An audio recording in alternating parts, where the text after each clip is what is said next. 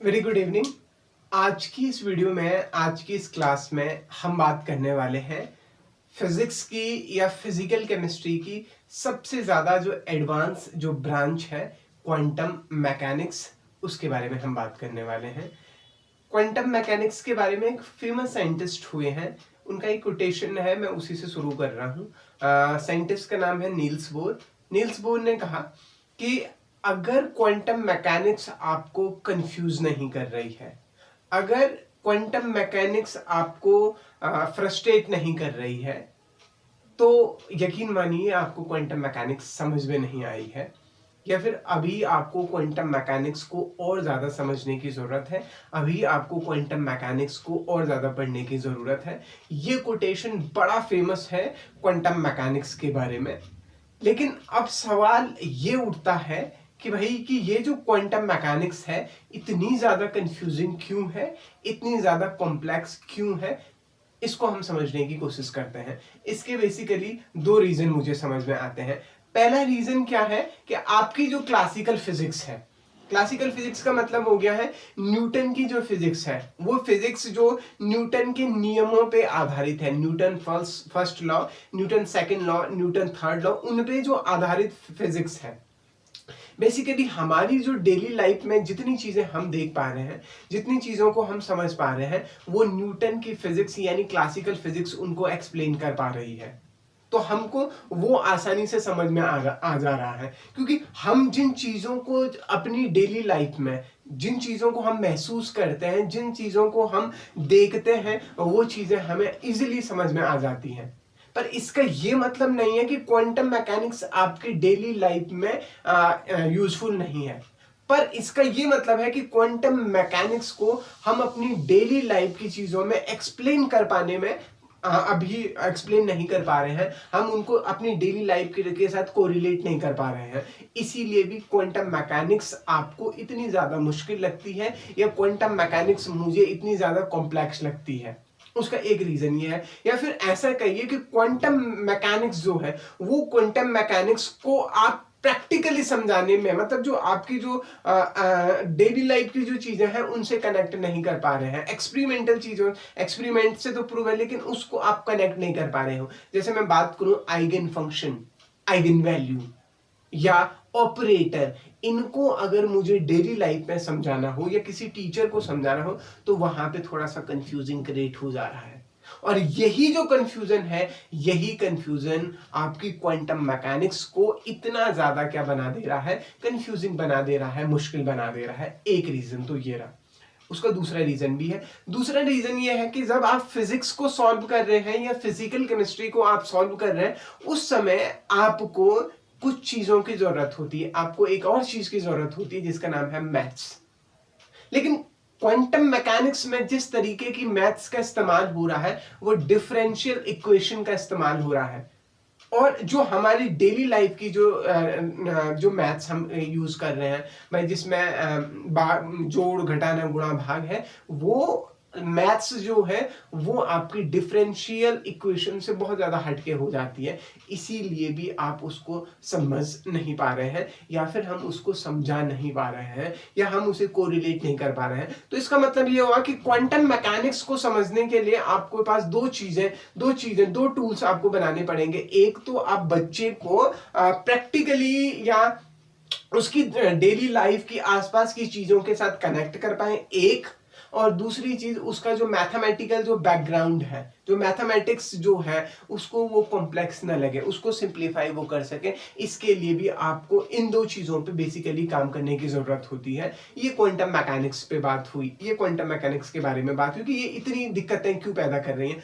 अब क्योंकि मुश्किल है, क्योंकि कंफ्यूजिंग है, इसीलिए काम करना इंटरेस्टिंग है, इसीलिए उसको समझाना बेहद जरूरी है। और मैं कोशिश कर रहा हूं कि मैं उसको कितना कर पाता हूं।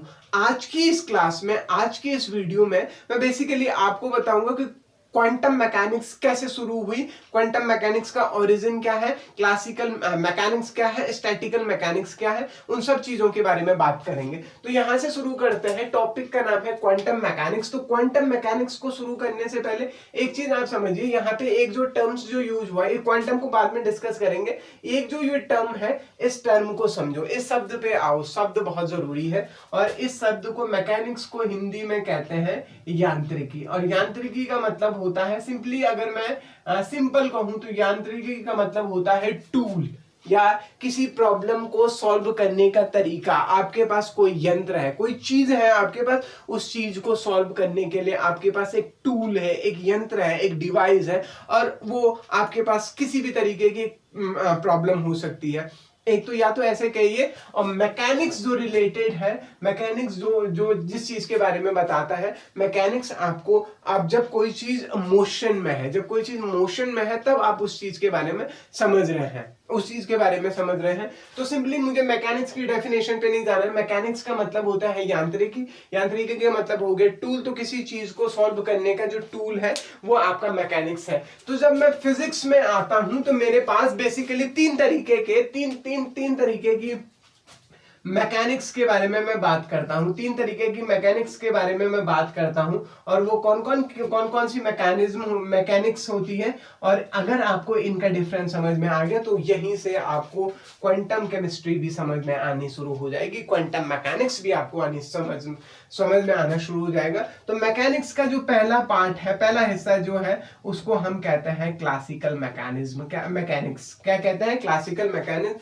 दूसरा होता है आपके पास स्टैटिकल मैकेनिक्स, और तीसरा होता है आपके पास क्या? Quantum mechanics. आपको इन चीजों के बारे में समझना है। तो मैं इनको समझाने की कोशिश कर रहा हूं। सबसे पहले आते हैं हम क्लासिकल के पास। और क्लासिकल जो मैकेनिक्स होती है, वो क्लासिकल मैकेनिक्स बेस होती है न्यूटन लॉ, न्यूटन के नियम पे जो आधारित मैकेनिक्स है उसको हम क्लासिकल मैकेनिक्स कहते हैं। वो न्यूटन के लॉ पे बेस होती है। स्टैटिकल जो होती है वो बोल्ट्जमैन जो लॉ है, बोल्ट्जमैन एंट्रोपी जो लॉ है, वो क्या है? S is equal to KLNW। ये जो लॉ है इस पे आधारित जो आपकी क्या है मैकेनिक्स है, उसको आप स्टैटिकल कहते हैं। और H psi is equal to E psi, ये जो सोडिंजर वाली जो मैकेनिक्स है उसको हम क्या कहते हैं? क्वांटम मैकेनिक्स कहते हैं। तो सिंपली हम कहेंगे कि क्लासिकल मैकेनिक्स का बैकबोन क्या है? न्यूटन्स लॉ, या फिर ऐसे कहिए न्यूटन के नियमों के आधार पे आप क्लासिकल मैकेनिक्स को समझा पाते हैं, आप क्लासिकल मैकेनिक्स के बारे में बता पाते हैं। जबकि बोल्ट्जमैन का जो एंट्रोपी का फॉर्मूला है, बोल्ट्जमैन एंट्रोपी का जो formula S is equal to KLNW है, उसके आधार पे आप स्टैटिकल मैकेनिक्स को बता पाते हैं। और जब आप पहुंचते हैं सोडिंजर के पास, तो सोडिंजर इक्वेशन के आधार पे आप वो बैकबोन हो जाता है, उससे रिलेट करते हुए आप क्वांटम की प्रॉब्लम्स को क्या करते हैं? सॉल्व करते हैं। तो मेरा कहने का मतलब ये है कि क्लासिकल की कोई भी समस्या जो होगी वो न्यूटन्स लॉ क्या करेगा? उसके लिए, उसको सॉल्व करने में मदद करेगा। स्टैटिकल के लिए बोल्ट्जमैन और क्वांटम के लिए सोडिंजर। इन तीन चीजों को आपको समझना है। एक चीज तो ये हो गई। अब इसके अलावा भी हम इसको प्रैक्टिकली समझने की कोशिश करेंगे। क्लासिकल मैकेनिक्स क्या है? देखिए भाई, या फिर ऐसा कहिए कि किसी भी चीज की स्टेट को समझाने के लिए, उसकी दशा को समझाने के लिए, अगर क्लासिकल तरीके से अगर आपको किसी चीज की स्टेट को बताना है, आप न्यूटन के पास जाते हैं। स्टैटिकल तरीके से आपको किसी भी पार्टिकल की स्टेट को बताना है, आप बोल्ट्जमैन के पास जाते हैं। और क्वांटम तरीके से अगर किसी पार्टिकल की आपको स्टेट बतानी है तो आप सोडिंजर के पास जाते हैं। अब ये स्टेट क्या है, इसको समझते हैं। स्टेट देखिए जी, साइंस करता क्या है? साइंस कोई हिस्ट्री नहीं है। साइंस ये नहीं है कि अब 10 साल पहले क्या हो रहा था उसके बारे में नहीं है। साइंस क्या है कि आज क्या हो रहा है, इस प्रेजेंट सिचुएशन में क्या कंडीशन है, उस इंफॉर्मेशन का इस्तेमाल करते हुए हमारा इन फ्यूचर में हम उसके बारे में क्या प्रिडिक्शन कर सकते हैं, ये साइंस है। मतलब आज क्या हो रहा है, प्रेजेंट सिनेरियो क्या है, और उस प्रेजेंट सिनेरियो का इस्तेमाल करते हुए अगर आप क्या कर पा रहे हैं, फ्यूचर के बारे में प्रेडिक्शन दे पा रहे हैं, वो आपकी क्या है, स्टेट है, वो आपके पास क्या है, साइंस है। तो जब आप बात करते हैं क्लासिकल के पास पहुंचते हैं, क्लासिकल में मान लीजिए मुझे इस बोर्ड, ये जो व्हाइट बोर्ड है जिसपे मैं लिख रहा हूं, मुझे इस बोर्ड के बारे में जानना किसके तरीके से, क्लासिकल। देखो इस बोर्ड, अभी मैं एग्जांपल से शो कर रहा हूं, ये बोर्ड जो मैं इस्तेमाल कर रहा हूं, इसी बोर्ड से मैं आपको क्लासिकल, स्टैटिकल और क्वांटम तीनों तरीके से बताने की कोशिश करूंगा। ये जो बोर्ड है मेरे पास, इस बोर्ड, अगर क्लासिकल के पास बोलूं, मैं क्लासिकल के पास जाऊंगा और मैं क्लासिकल को बोलूंगा कि भाई कि इस बोर्ड की स्टेट को आपको डिफाइन करना है, इस बोर्ड के मोशन के बारे में आपको बताना है, तो क्लासिकल क्या बोलेगी, क्लासिकल बोलेगी कि इस बोर्ड का आप देखिए सेंटर ऑफ मास देखिए, क्या देखिए जी, सेंटर ऑफ मास देखिए, नंबर क्या देखिए, सेंटर ऑफ मास। तो क्लासिकल जो मैकेनिक्स है वो आपकी सेंटर ऑफ मास पे बेस्ड होती है। मतलब क्या है, ये बोर्ड है, इस बोर्ड का, ये बोर्ड यहाँ पे इस दीवार पे इस वॉल पे क्या हो रखी है, फिक्स हो रखी है, क्योंकि इसका जो मास, अब हम क्या चेक कर रहे हैं यहाँ पे, इस बोर्ड का सेंटर ऑफ मास चेक कर रहे हैं, जहां पे सेंटर ऑफ मास इस बोर्ड का गड़बड़ा गया वहीं पे ये बोर्ड नीचे झुक जाएगा। देखिए ये बोर्ड एक यहाँ पे एक कील मैंने यहाँ पे मार रखी है, एक कील मैंने यहाँ पे मार रखी है, बराबर डिस्टेंस पे, रेक्टेंगुलर डिस्टेंस पे मैंने 4 कील मार रखी है, और इन 4 कीलों ने इस दीवार पे इस बोर्ड को थामे रखा है।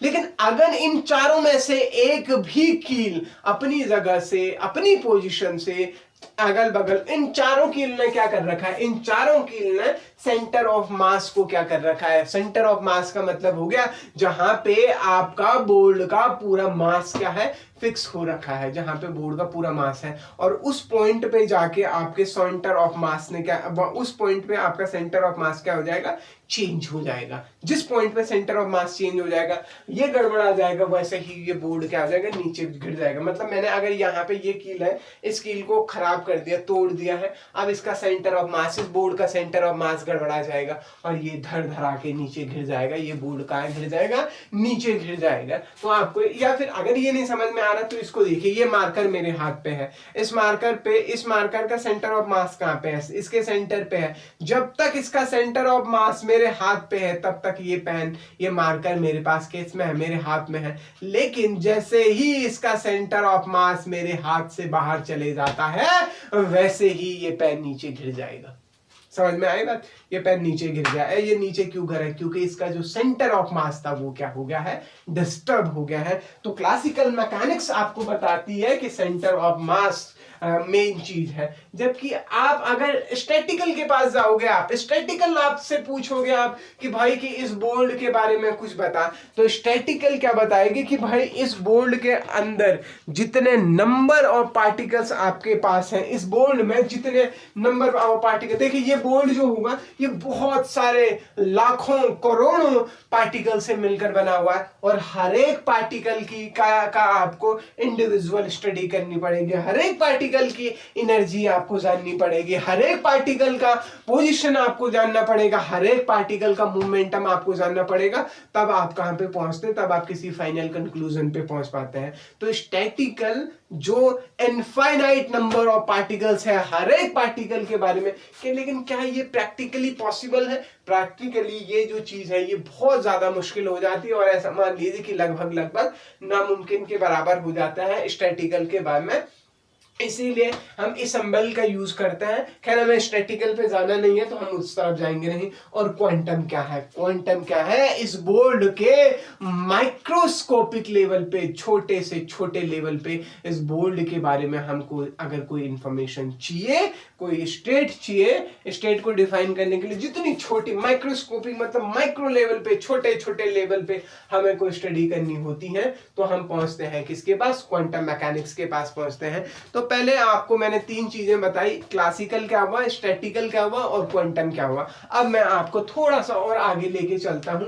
अब थोड़ा सा थोड़ा सा ये डिस्कस करने की कोशिश करता हूं कि क्वांटम आया कहां से, क्वांटम आया कहां से। तो थोड़ा सा हम अपनी पुरानी हिस्ट्री की तरफ दौड़ चलते हैं, अपनी हिस्ट्री की तरफ चल पड़ते हैं और हिस्ट्री हमको क्या बताती है जरा ये देखते हैं। सबसे पहले हम देखते हैं बिफोर 1900, 1900 से पहले, 1900 से पहले आपके पास जो फिजिक्स थी वो क्लासिकल फिजिक्स थी। और क्लासिकल फिजिक्स को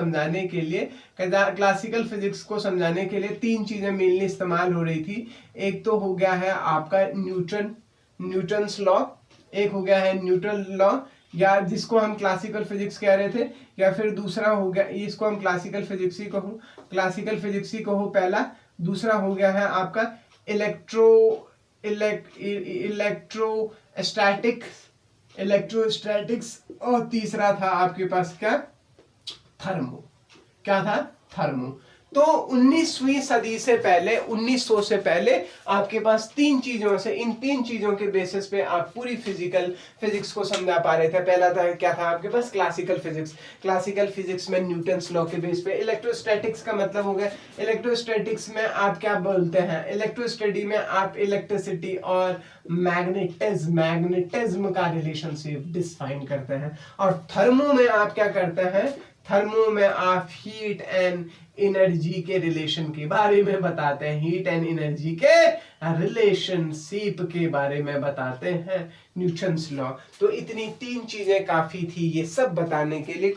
लेकिन हमेशा एक ही चीजों से चीजें नहीं चलती है। 19वीं सदी खत्म होने के बाद 1900 में जब मैक्स प्लैंक आया और प्लैंक ने ब्लैक बॉडी रेडिएशन दिया, तो ये तीनों जो फिजिक्स की ब्रांच थी, क्लासिकल फिजिक्स, इलेक्ट्रोस्टैटिक्स और थर्मोडायनेमिक्स, ये तीनों ही उस ब्लैक बॉडी रेडिएशन को समझाने में विफल हो गए, उसको नहीं समझा पाए। They can not explain black body radiation. और ब्लैक बॉडी रेडिएशन क्या है कि भाई कि जितनी भी चीजें, मतलब कोई भी चीज पूरी एनर्जी को क्या कर रहा है, एब्जॉर्ब कर रहा है बिना ट्रांसमिट करते हुए, या फिर पूरा ट्रांसमिटेंस हो रहा है, एब्जॉर्बेंस। तो इस तरीके का ब्लैक बॉडी रेडिएशन पे भी हम एक अलग सी डिफाइन करेंगे, तो उसको ब्लैक बॉडी रेडिएशन नहीं बता पाया। इतने पे ही बात नहीं रुकी। 1905 में एक नए साइंटिस्ट आए, अल्बर्ट आइंस्टाइन। उससे भी पहले आइंस्टाइन ने काम किया था, लेकिन 1905 में 1905 में जब आइंस्टाइन की थ्योरी ऑफ रिलेटिविटी की जो थ्योरी आई, सापेक्षता का सिद्धांत आया, तो उसने पूरी जो विज्ञान हमारा था, इतने सालों से हम जो विज्ञान कर रहे थे, जिस विज्ञान पे काम हो रहा था, उसको क्या कर दिया, उस पे एक क्वेश्चन मार्क पुट कर दिया। और आइंस्टाइन ने क्या कहा, आइंस्टाइन ने कहा कि जब कोई भी चीज लाइट की वेलोसिटी से चल रही होगी, तब क्या क्लासिकल मैकेनिक्स, तो उन्होंने ये प्रूव किया कि तब क्लासिकल मैकेनिक्स या न्यूटन्स के जो लॉ है तब वो एप्लीकेबल नहीं होगी, या न्यूटन्स के लॉ से आप जब चीजें बहुत ज्यादा रफ्तार से चल रही होंगी, तब आप क्लासिकल फिजिक्स से उन चीजों को इस्तेमाल नहीं कर पाते हैं। तब आपके न्यूटन का नियम बहुत काफी नहीं होता है। और इस चीज को समझाने के लिए अब हमारे पास एक नई ब्रांच बनी, जिसका नाम है आपका क्या, क्वांटम मैकेनिक्स। और फिर क्वांटम मैकेनिक्स का साल आया 1900। और अब हम आपको बताएंगे कि क्वांटम मैकेनिक्स कैसे आगे बढ़ी।